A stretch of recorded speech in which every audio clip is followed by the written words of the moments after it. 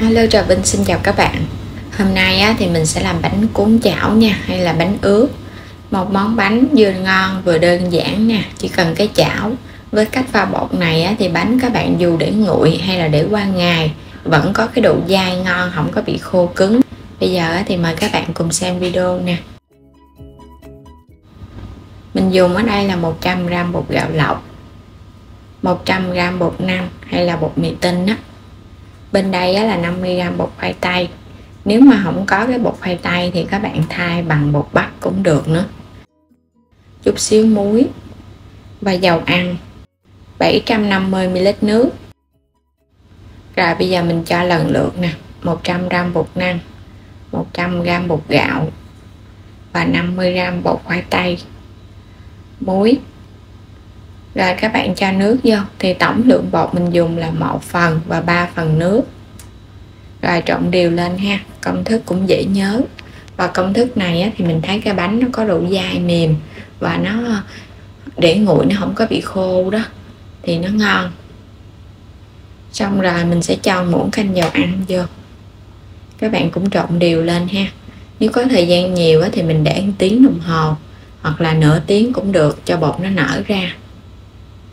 Trong khi chờ bột thì mình chuẩn bị ở đây nửa chén thịt xay. Bên đây là nấm mèo đen nè, mình ngâm nước trước ha, cho nó nở mềm chút nữa mình xắt cho nó dễ. Hành tím và tỏi băm ra để chút mình xào. Rồi bây giờ sẽ xắt cái phần nấm mèo.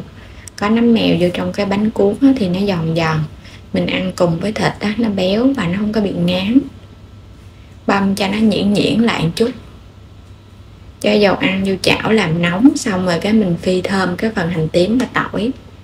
Phi cho nó vàng thơm lên. Mình lấy ra 1 phần, còn lại 1 phần thì mình cho thịt vô xào ha.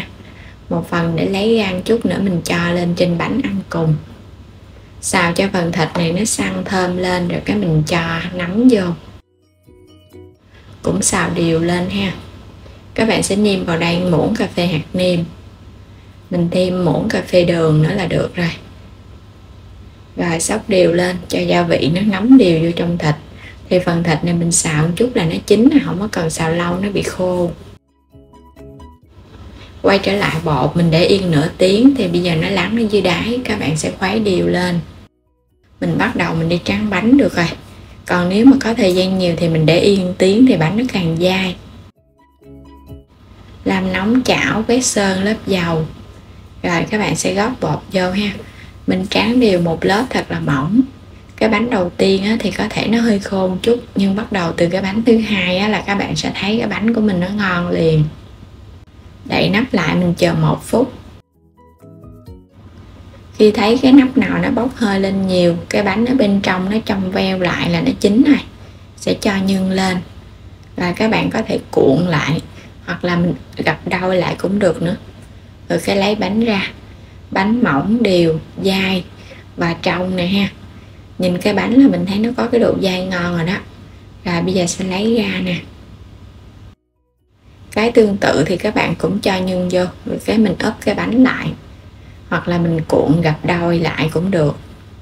Cuộn nó lại giống như bánh cuốn vậy đó. Làm kiểu này thì mình thấy nó nhanh hơn nè. Khỏi cần phải ốp ra cái mặt phẳng rồi các bạn cuộn thì nó hơi lâu một chút. Và nhớ mỗi cái bánh thì mình nhớ quét miếng dầu lên để chống dính cho cái bánh nó tách rời ra. Làm xong hết rồi thì các bạn cũng nhớ quét lớp dầu ha, rồi cái mình cho vào bên cái dĩa. Cái bánh của mình nhìn nó trong veo luôn. Bột nó có độ dai và độ ẩm này ha, nó không có bị khô và nó cũng không có quá bở. Mình sẽ cho lên một ít hành tỏi phi hồi nãy còn lại đó. Cho lên trên bánh cho nó thơm.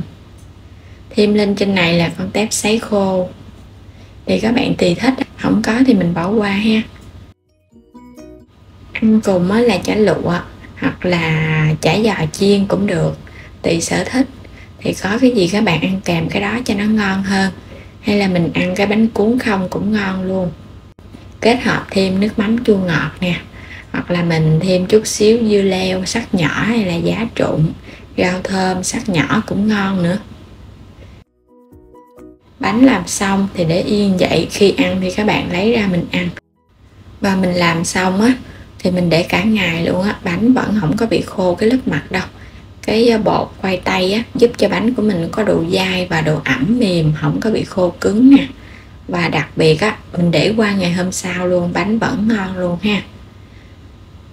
Dai, mềm và ngon. Bột á thì nó trong. Làm chỉ đơn giản bằng cái chảo thôi, không có cần cái nồi hơi, không có cần dĩa hấp, mà ra cái bánh nó mềm giống như là các bạn làm bằng cái nồi hơi vậy đó. Thay vì làm nồi hơi nó có cái hơi nước á, nó làm cho mềm bánh, nhưng mà mình có pha thêm bột khoai tây á thì bánh của mình nó mềm ẩm, nó ngon lắm. Ăn cùng nước mắm chua ngọt ha. Các bạn pha nước mắm vừa vừa thôi, đừng có mặn, thì chan cùng mình ăn nó mới ngon. Thêm con tách sấy khô vô nữa cho nó thơm thơm. Rồi bây giờ mời các bạn cùng thử nha. Bánh cuốn chảo nè, vừa ngon vừa dễ. Một món bánh siêu đơn giản. Với cách pha bột này thì ai cũng làm thành công để có món bánh ngon thưởng thức. Bánh dai ngon, không bị bở mềm, cũng không có hề bị khô cứng luôn. Bỏ ra chút xíu thời gian thôi à, mà các bạn đã có cái món bánh cuốn ngon tại nhà để thưởng thức rồi. Không cần đi mua. Chỉ với 250 gram bột mà mình ra được một dĩa to luôn. Đến đây thì chúc các bạn ngon miệng với món bánh tráng cuốn này nha. Đừng quên đăng ký kênh ủng hộ Alo Trà Vinh. Xin chào và hẹn gặp lại các bạn ở những video tiếp theo.